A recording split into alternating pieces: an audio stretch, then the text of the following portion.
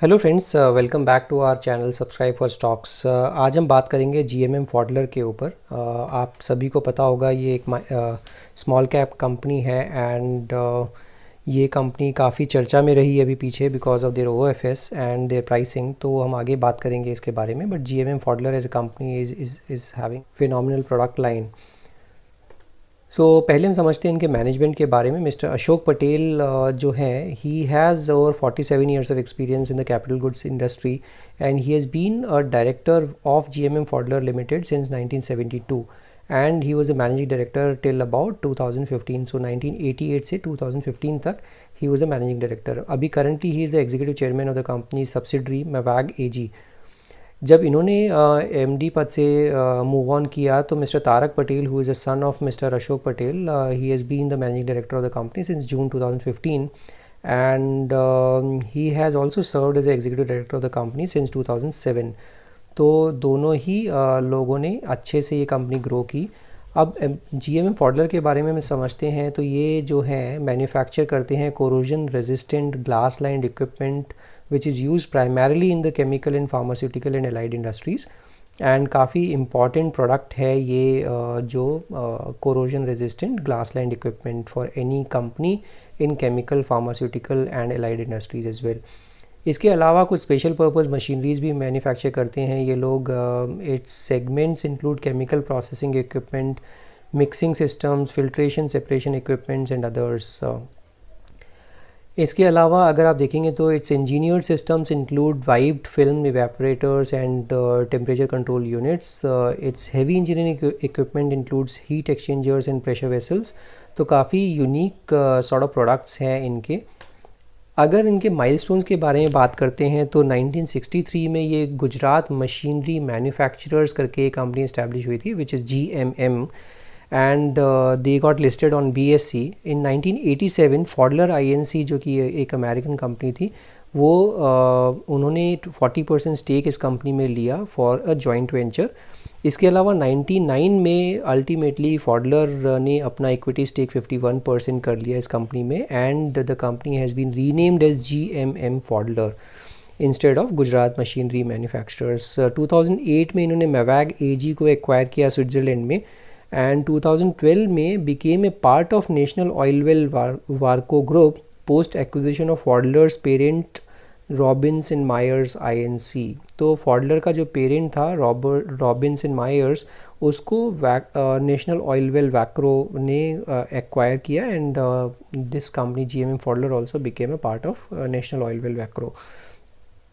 2014 में जो है DBAG ने जो है प्राइवेट इक्विटी फर्म है बेस्ड आउट ऑफ जर्मनी, उसका स्टेक था नेशनल ऑयलवेल वैक्रो में वो DBAG ने एक्वायर किया and became a part of DBAG। इसके अलावा 2018 में इन्होंने कंसोलिडेटेड रेवेन्यू को भी 4000 मिलियन से क्रॉस किया and crossed market cap of 10,000 million which is 1000 crore को इन्होंने अपने मार्केट कैप को भी क्रॉस किया एंड 2018 में ही ये NSE पर लिस्ट हुई। 2019 आते आते ये कंपनी जो है इनका कंसोलिडेटेड रेवेन्यू है वो 500 करोड़ को क्रॉस किया एंड इसी के अलावा इन्होंने एक mixing solution division of Sudarshan chemical जो था वो उसको भी एक्वायर किया पुणे में। 2020 में it has been ranked as 305 on BSE and 300 on NSE as per market capitalisation as on March 31, 2020। इसके अलावा एक एक्विजिशन भी किया इन्होंने, DDPS करके कंपनी है इन हैदराबाद। तो जुलाई 2020 में इन्होंने ये एक्विजिशन कंप्लीट किया।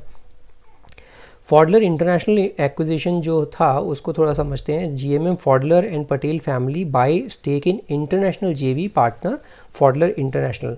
तो फॉडलर इंटरनेशनल में इन्होंने अपना स्टेक बाई किया एंड GMM फॉडलर के पास GMM फॉडलर ने एक्वायर किया 54% in Pfaudler International, Patel family ने एक्वायर किया 26% एंड DBAG के पास 20% रह गया हिस्सा इसमें। तो फॉडलर इंटरनेशनल में इन्होंने एक्विजिशन किया इस तरह से। जो OFS के बारे में काफ़ी लोगों ने बात की, इन सितंबर इन्होंने OFS अपना लेके आए which was at a discount of around 33%। तो उसके ऊपर काफ़ी चर्चा हुई एंड सभी ने कहा कि why the promoter is selling their stake. तो उसका कोई रीज़न नहीं था। DBAG क्योंकि एक प्राइवेट इक्विटी फर्म है and all of you must know that किसी भी प्राइवेट इक्विटी फर्म का इतना लॉन्ग टर्म होराइजन नहीं होता। वो कंपनी में इन्वेस्ट करती है पैसा एंड ग्रो करती है एंड निकल जाती है एंड फिर दूसरी जगह पे इन्वेस्ट करती है। तो DBAG is also a private equity firm and almost 6 साल उसको इस कंपनी में हो गया था। इसी वजह से उन्होंने अपना थोड़ा सा लिक्विडेट किया है अपना share which is 18% and Patel family ने भी अपना डाइल्यूट किया है 2.32% स्टेक। तो इस तरह से ऑलमोस्ट 20% का स्टेक डाइल्यूट हुआ। And the next question is lot of investors have asked और lot of people have asked that okay why at such a steep discount. तो उसका एक ही रीज़न मिस्टर पटेल ने अपने एक इंटरव्यू में बोला है कि हम लोग चाहते थे कि इस कंपनी में जो भी इन्वेस्टर आए वो मार्की इन्वेस्टर्स हों और फॉर जो कि लॉन्ग टर्म के हिसाब से कंपनी में बने रहें and that is the only reason जो भी मार्की इन्वेस्टर्स आए हैं उन्होंने अपना लॉन्ग टर्म कमिटमेंट भी दिया है। और अब आने वाले 3 साल में DBAG से भी ये कमिटमेंट है, पटेल फैमिली की भी ये कमिटमेंट है कि next 3 years there will not be any dilution in the company which is a very good thing। तो इसी तरह के इन्वेस्टर्स होने चाहिए रादर देन ये अपने 6500 पर भी अपने स्टेक सेल कर सकते थे किसी भी इन्वेस्टर को। So they chose to invest at a discount to the right people and that is the best thing. इसके अलावा जो पोस्ट OFS जो DBAG का स्टेक रह गया है इस कंपनी में वो रह गया 32.68% एंड पटेल फैमिली का जो स्टेक है वो है 22.24%। तो ऑलमोस्ट 55% का स्टेक अभी भी प्रमोटर के पास है। प्रोडक्ट ब्रेकअप समझते हैं। Glass line equipment is the major contributor in terms of revenue contribution. तो GLE जो है इनका मेजर प्रोडक्ट है इस पूरे सेगमेंट में। हेवी इंजीनियरिंग से इनका 10% आता है, मिक्सिंग सिस्टम से भी 10%, इंजीनियर्ड सिस्टम से 3% एंड फिल्ट्रेशन एंड ड्राइंग भी इनका 8% कंट्रीब्यूट करता है टोटल रेवेन्यू में। जियोग्राफिकल ब्रेकअप देखते हैं तो डोमेस्टिक से 90% आता है और इंटरनेशनल बिजनेस जो एक्सपोर्ट्स ये लोग करते हैं या फिर इंटरनेशनल बिजनेस जो इनकी है सब्सिडरीज़ हैं उससे 10% बिजनेस आता है। कस्टमर सेगमेंट की बात करेंगे तो एग्रोकेमिकल एंड स्पेशलिटी केमिकल से 50% का कस्टमर्स इनके उस सेगमेंट में हैं एंड फार्मा से भी 40% कस्टमर्स इनके पास आते हैं, rest all others 10%। Operating profit अगर ब्रेकअप करते हैं तो GLE से 69% आता है, हैवी इंजीनियरिंग से 10%, प्रोप्राइटरी प्रोडक्ट से 21%। इसके अलावा इन्होंने जो GLE मैन्युफैक्चरिंग फैसिलिटी है वो DDPS करके इन्होंने हैदराबाद में एक्विजिशन किया है which is where in they were trying to do a capex but इनको बनाया ये प्लांट एक मिल गया and which is a very good thing. इसके अलावा इन्होंने 2 नए गैस बेस्ड फर्नेसेस, तो फर्नेसेस तो होना is not a big deal but gas based furnaces इन्होंने एक्वायर किए हैं और इन्होंने ऑलरेडी ऑपरेशनल हो चुके हैं एट गुजरात फैसिलिटी। तो इस तरह से इनका ये जो फ्यूल कॉस्ट है वो भी इसमें काफ़ी हद तक बचेगी। स्टैंड लोन फाइनेंशियल परफॉर्मेंस आप देख सकते हैं, रेवेन्यू काफ़ी अच्छे से ये ग्रो कर पा रहे हैं। लास्ट 3 साल का ये डेटा है 2017-18 से लेके 19-20 तक, तो 23% से रेवेन्यू ग्रो कर रहा है। EBITDA 45% से लास्ट 3 ईयर्स में ग्रो किया है। इसी तरह से पैट भी काफ़ी अच्छे से 53% से ग्रो कर रही है। इसके अलावा EPS की बात करते हैं तो 53% से अर्निंग पर शेयर की ग्रोथ है। तो शेयर होल्डर्स को और क्या चाहिए, 53% का अगर अर्निंग पर शेयर दे रही है कंपनी तो what else you want. So fundamental basis पर इससे बढ़िया नंबर हो नहीं सकते। नेट वर्थ भी जो कंपनी की 25% से ग्रो हुई है लास्ट 3 साल में एंड ROE की भी बात करते हैं तो कंसिस्टेंटली 23% का ये ROE दे रहा है। की फिगर्स की बात करते हैं तो मार्केट कैप इसका अभी 5500 करोड़ के आसपास का है, तो स्मॉल कैप कंपनी है ये। करंट प्राइस की बात करते हैं तो 3760 के आसपास आज बंद हुआ है। हाई लो की बात करते हैं तो एकदम मीडियन पे ये कंपनी मिल रही है आपको, तो इससे बढ़िया कुछ हो नहीं सकता। तो इसके अलावा स्टॉक का P 70 का मिल रहा है, तो आई एम श्योर थोड़ा सा आपको लग रहा होगा कि थोड़ा सा हाईली प्राइस्ड है, but at the same time since the company is growing quite well and the numbers are absolutely supporting this kind of growth, तो इसी वजह से सभी लोग ये स्टॉक का P इतना देने को तैयार हैं। बुक वैल्यू की बात करते हैं 261 रुपये है, जबकि प्राइस टू बुक भी आपको थोड़ा सा हाई लग रहा होगा। आई एम श्योर दैट थोड़ा सा हाई है भी and 14.4 times of their book value अभी इस टाइम पर मिल रहा है, but still I still say कि बेस्ट इन क्लास परफॉर्मेंस है लास्ट 4-5 ईयर्स। अगर आप देखते हैं लास्ट 10 साल की परफॉर्मेंस मैं आपको दिखाऊंगा, उसमें भी आपको कोई कॉम्प्रोमाइज़ नहीं दिखेगा। ROCE 30% which is a robust number, ROE भी 23.5% है। अगर आप प्रमोटर होल्डिंग बात करते हैं, मैंने जैसे बताया 55% रह गया आफ्टर OFS, इससे पहले 75% था। हम इसमें भी समझेंगे कि ये जो 20% का जो डाइल्यूशन हुआ है प्रमोटर का, वो कहाँ गया है, क्या वो पब्लिक के पास गया है या फिर ये DIs FIs ने ग्रैब किया है, that will understand in the latter part. Debt to equity की बात करते हैं तो 0.16 which is almost nil, so it is as good as a debt free company. Still the interest coverage ratio आप देखोगे तो 21.9 times which is a very good number. Profit growth देखते हैं तो 23.3%, तो प्रॉफिट ग्रोथ भी काफ़ी अच्छे से ये लोग कर पा रहे हैं। EPS आज के तारीख में 53.8 रुपीज़ है। रिजर्व्स भी काफ़ी अच्छे 379 करोड़ है इनके पास। क्वार्टरली परफॉर्मेंस आप देख सकते हैं 2018 जून से लेके अभी तक अगर आप देखेंगे तो 112 करोड़ से ये बढ़ते बढ़ते आज की तारीख में 186 करोड़ हो चुका है इन last 2 years, which is robust number. Expenses भी बढ़ रहे हैं consistently, which is undoubtedly expenses बढ़ेंगे। ऑपरेटिंग प्रॉफिट की बात करते हैं तो 39 करोड़ हुआ है। तो आप अगर देखेंगे तो ऑपरेटिंग मार्जिन जो है which is the best in class in last 2 years, 21% हुआ है, which is like there are few reasons जो कि इन्वेस्टर कॉन कॉल में मिस्टर तारक पटेल ने बताया है कि ये मार्जिन बढ़ने का कारण क्या है। तो I tell you in brief कि ये क्यों बढ़ा है।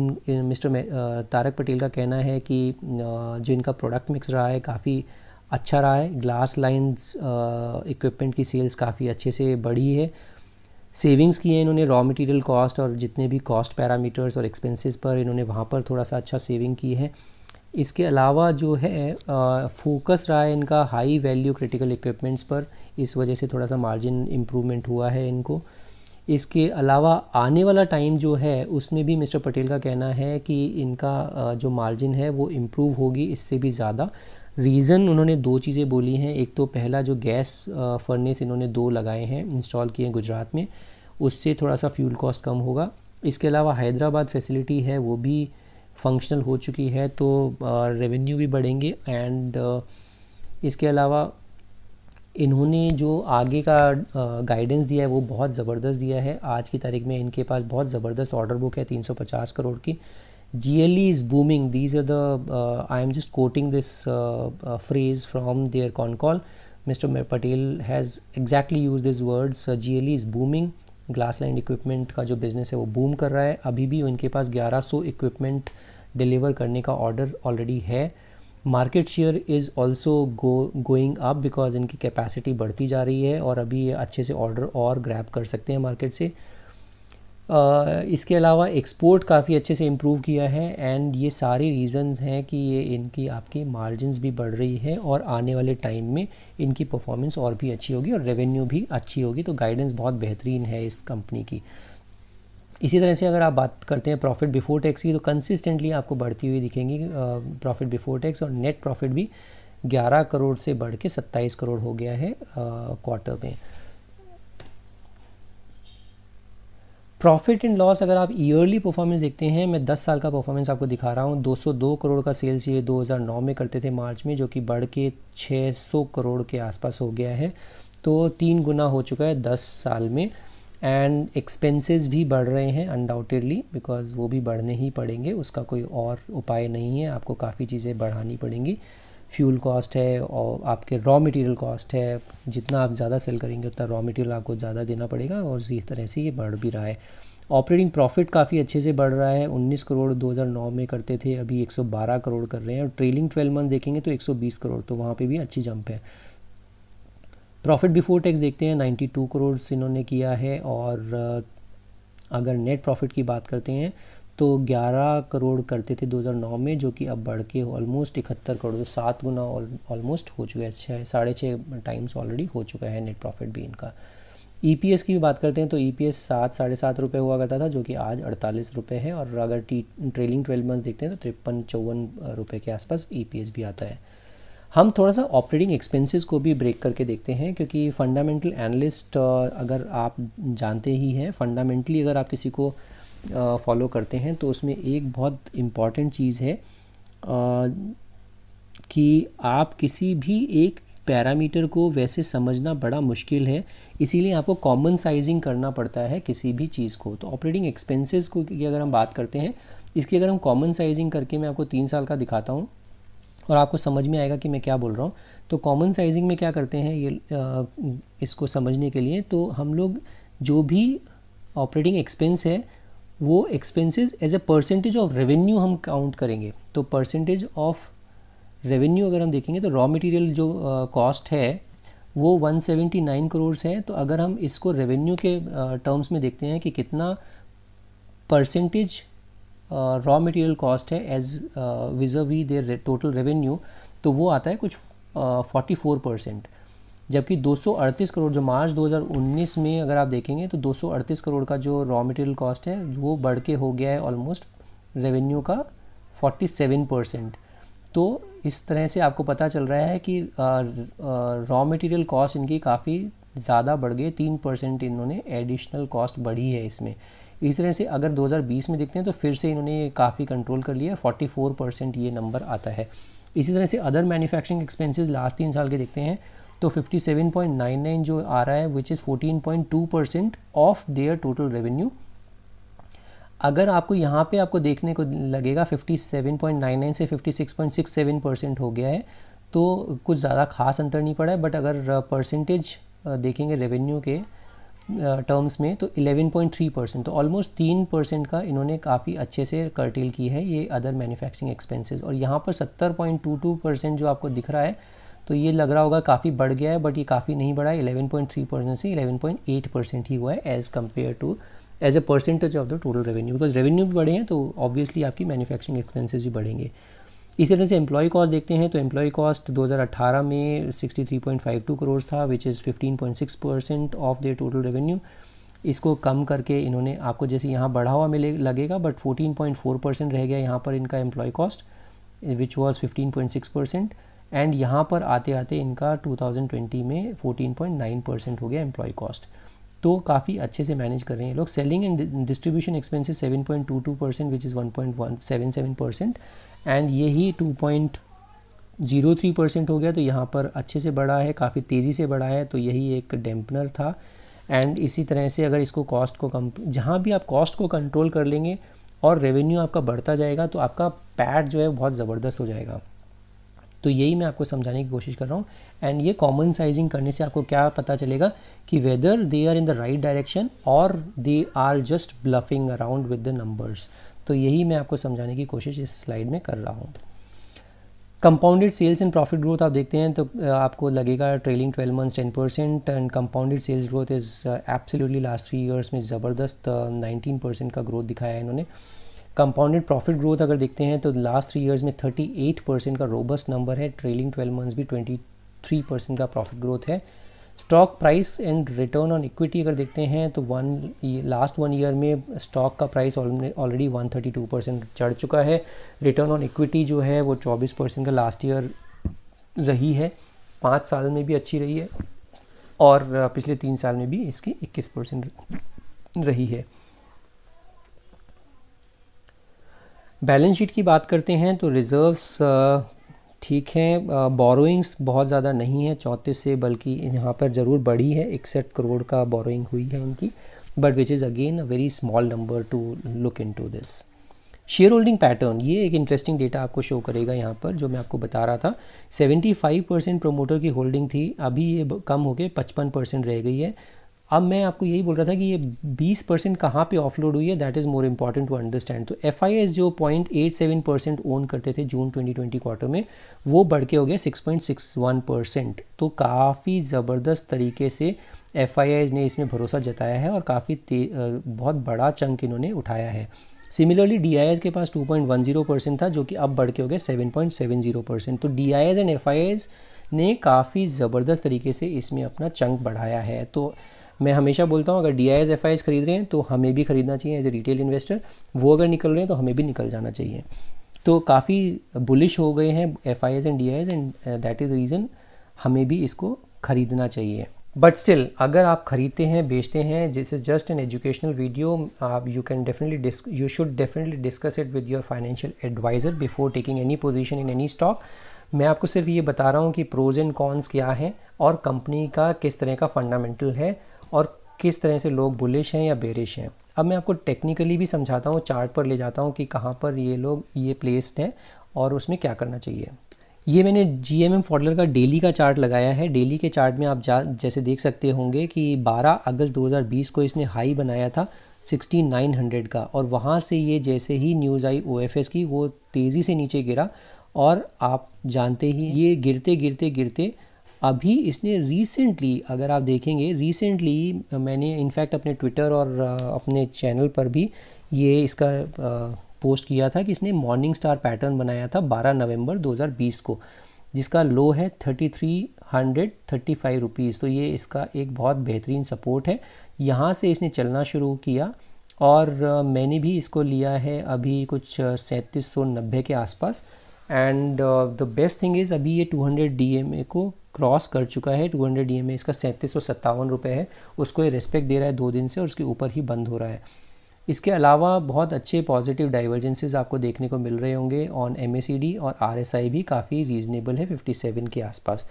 तो मैं अगर इसको लॉन्ग टर्म के लिए देखूंगा तो कंपनी बेहतरीन है, right space, right sort of product mix, and बहुत ज़बरदस्त तरीके से ग्रो कर रही है। और FIs एंड DIs बुलिश हैं इस स्टॉक में, तो I think this is the best time to buy this stock. मैं जनरली आपको बोलता हूँ कि वेट करना चाहिए, थोड़ा सा नीचे आ जाए तब लेना चाहिए। मेरे ख्याल से ये एक ऐसा स्टॉक है जो कि मैंने भी लिया है। 3790 पे भी बुरा नहीं है, 3800 पे भी बुरा नहीं है, 3600 पे तो बहुत ही ज़बरदस्त है। 3600-3700 अगर किसी को मिल जाता है तो उससे अच्छा तो कुछ है ही नहीं। तो आज के लिए इतना ही। अगर आपने अभी तक अपना डीमैट अकाउंट नहीं खुलवाया है तो आप जल्दी से अपना free of cost demat account खुलवा सकते हैं एंजल ब्रोकिंग में, एंड उसका मैं डिस्क्रिप्शन बॉक्स में लिंक दूंगा। आप उसके थ्रू अगर खुलवाते हैं तो you will get an advantage that you can directly reach out to me if in case you want to show me your portfolio, then I can definitely try and help you there also free of cost, but उसके लिए आपको अपना demat account खुलवाना पड़ेगा। And angel broking is by far the best broker. अभी listed company भी है, आप जैसे सब लोगों को पता ही है। इसके अलावा आप मेरे को स्विंग ट्रेडिंग के लिए अगर आप अपने कुछ स्टॉक्स देखते हैं तो उसके लिए भी आप मेरे को ट्विटर पे फॉलो कर सकते हैं। वो आपको यहाँ नीचे दिख रहा होगा, नीचे चल रहा है ट्विटर हैंडल भी मेरा। और आप मेरा टेलीग्राम चैनल पर भी अपने को टेलीग्राम चैनल पर भी आप मुझे फॉलो कर सकते हैं, सब्सक्राइब कर सकते हैं। So this is it. In case you haven't subscribe my channel as yet, तो आप चैनल तो डेफिनेटली सब्सक्राइब कर डालिए, because otherwise you will miss on these kind of videos जहाँ पे कि बहुत इलेबोरेटेड वे में मैं समझाता हूँ कंपनी कैसा कर रही है और क्या कर रही है। एंड सब्सक्राइब करने के बाद बेल आइकन दबाना मत भूलिएगा, so that you will get to know कि मैंने कौन सी वीडियो कब डाली है। Give me a thumbs up if in case you like my content. Share it with your friends and family as well, so that they'll also get benefited. And we'll see you in the next video. Thank you so much for watching this video.